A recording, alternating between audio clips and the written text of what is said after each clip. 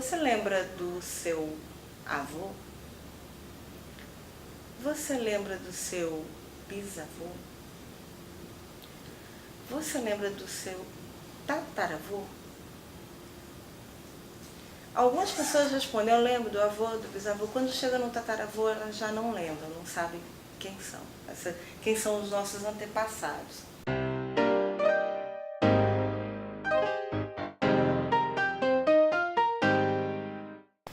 Aquiles tinha uma opção. Ele podia ter essa vida em que ele ia ser guardado na memória pelos filhos, pelos netos, talvez pelos tataranetos e talvez por algumas gerações mais.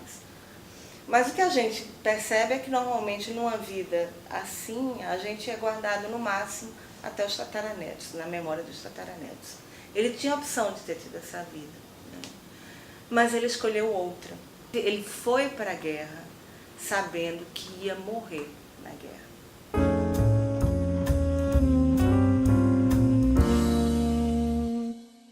Essa é uma ideia dos gregos, a ideia da memória, a ideia da glória, né?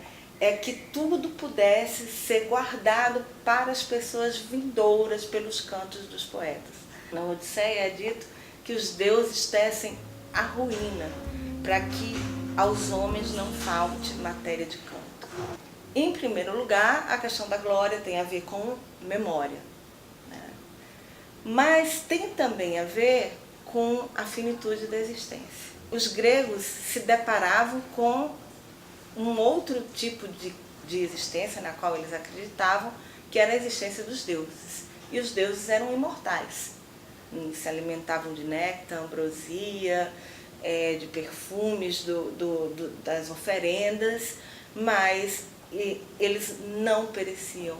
Enquanto os seres humanos tinham uma curta existência comparada com a imortalidade dos deuses.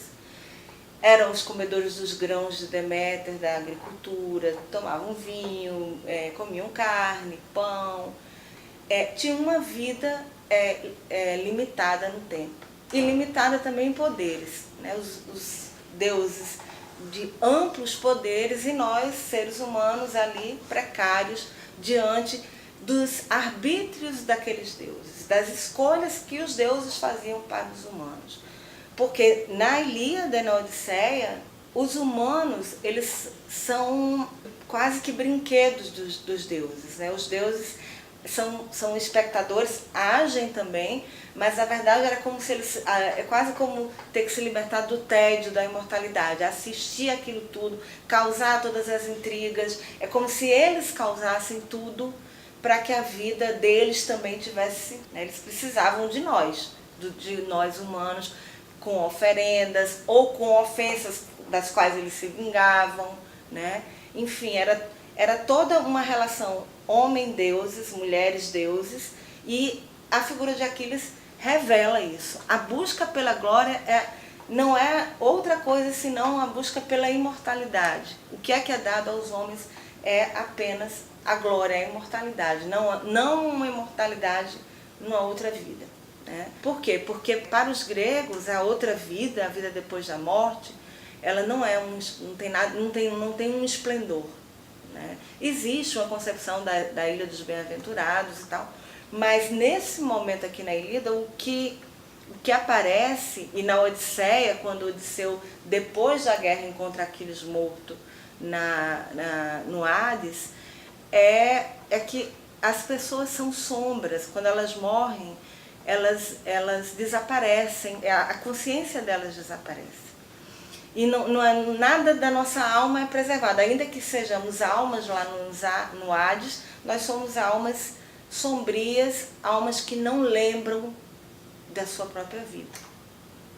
Então não tem nada de esplendor disso, não é um inferno, ninguém está lá em chamas, sofrendo, mas ninguém também está vivendo. É uma vida de fantasma, de espectro. Quando é que esses fantasmas falam? Quando Odisseu, por exemplo, desce ao Hades para falar com Aquiles depois de morto, eles têm que sacrificar um animal, né? No caso, eles sacrificam, e as almas precisam beber o sangue do animal sacrificado para poder lembrar quem elas são. Acontece de vez em quando na mitologia grega de um vivo descer ao mundo dos mortos e conseguir dialogar.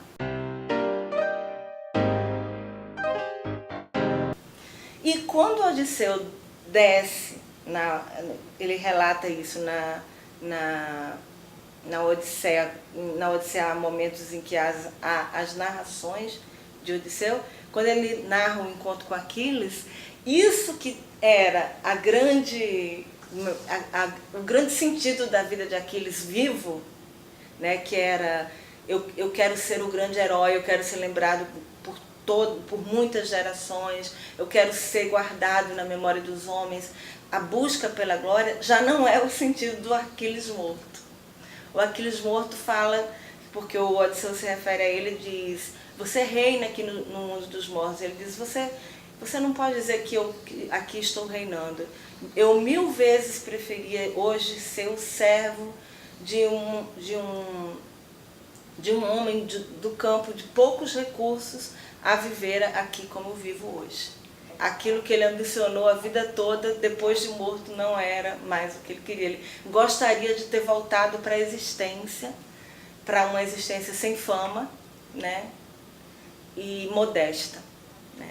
Mas não é isso que ele procura. Quando a gente começa, quando se abre a Ilíada, o que move Aquiles é desejo de poder, né? Desejo de fama, desejo de glória. É uma história de muita intensidade nessa relação de amizade entre Aquiles e Patroclo, né? Toda a ira de Aquiles, o início da ira com Agamenon e depois a ira pela morte de Patroclo vai ser colocada num objetivo de vingança, que no caso o objeto dessa vingança vai ser o assassino de Patroclo, que é Heitor, né? Então há toda um desejo de ser louvado, inclusive na morte, né? A maior desgraça para um herói grego é virar pasto para os cães e para as aves. Ele precisa ser celebrado na morte, né? De alguma forma, quando o Patroclo morre, que é o amigo de Aquiles, eles fazem um grande funeral, né? Porque um herói merece ser lembrado. E ele é colocado numa pira, né, em que 12 troianos são sacrificados, cavalos são sacrificados, cães, 12 troianos vivos, né, são sacrificados em honra de Patroclo. Há jogos acontecendo durante esse momento do funeral, pela celebração do esplendor da vida, jogos de disco, corridas de cavalos, jogos de dardos. A celebração do herói era a celebração desta vida e não de uma vida do além. E se vocês observarem bem, Aquiles ficou na história até hoje, é motivo de filmes, é motivo de séries, é motivo de releituras, é motivo de cursos, é motivo de história, né? E de contação de histórias e de mitologia e de reflexão. Uma vez, um aluno meu, ele fez uma crítica muito interessante. Ele disse: o Aquiles, professora, para mim, ele me passa uma ideia de masculinidade tóxica, desse homem que tem que ser o todo-poderoso, invulnerável, irado, colérico. Eu gostaria de pensar uma outra masculinidade que não essa, né? E outras pessoas também com quem eu converso sobre esses assuntos. Um poeta de Rondônia ligado à tradição indígena, ele diz: a Ilíada é a tradição do patriarcado, do poder masculino, né? E então, assim, críticas são feitas, é importante que a gente leia criticamente, né, esses heróis e, sobretudo, se inspire de alguma forma, né, em algo que eles possam trazer para a nossa vida.